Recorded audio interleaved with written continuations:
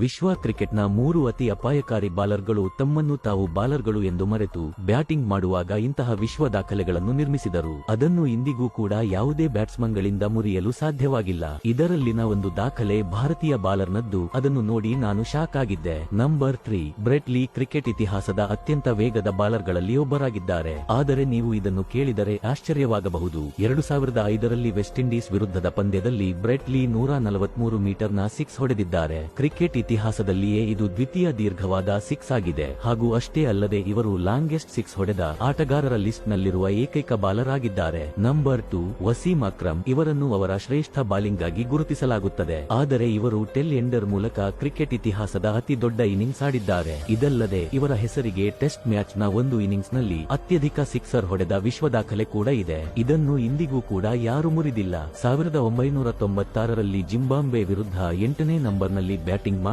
257 ರನ್ಗಳನ್ನು ಬಾರಿಸಿ 12 sixer ಹೊಡೆದಿದ್ದರು. Number 1 ವಿಶ್ವದ ಶ್ರೇಷ್ಠ bowler Jasprit Bumrah. Test match ನ ಒಂದು ಓವರ್ನಲ್ಲಿ ಅತಿ ಹೆಚ್ಚು ರನ್ ಗಳಿಸುವ ವಿಶ್ವ ದಾಖಲೆ ಹೊಂದಿದ್ದಾರೆ. 2022ರಲ್ಲಿ ಇಂಗ್ಲೆಂಡ್ ವಿರುದ್ಧದ ಪಂದ್ಯದಲ್ಲಿ ಸ್ಟುವರ್ಟ್ ಬ್ರಾಡ್ ಬಾಲಿಂಗ್ ನ ಒಂದು ಓವರ್ನಲ್ಲಿ 35 ರನ್ಗಳನ್ನು ಗಳಿಸಿದ್ದರು. ಈ ಮೂರರಲ್ಲಿ ನಿಮಗೆ ಯಾವ ದಾಖಲೆ ಇಷ್ಟವಾಯಿತು? ಕಮೆಂಟ್ ಮೂಲಕ ತಿಳಿಸಿ.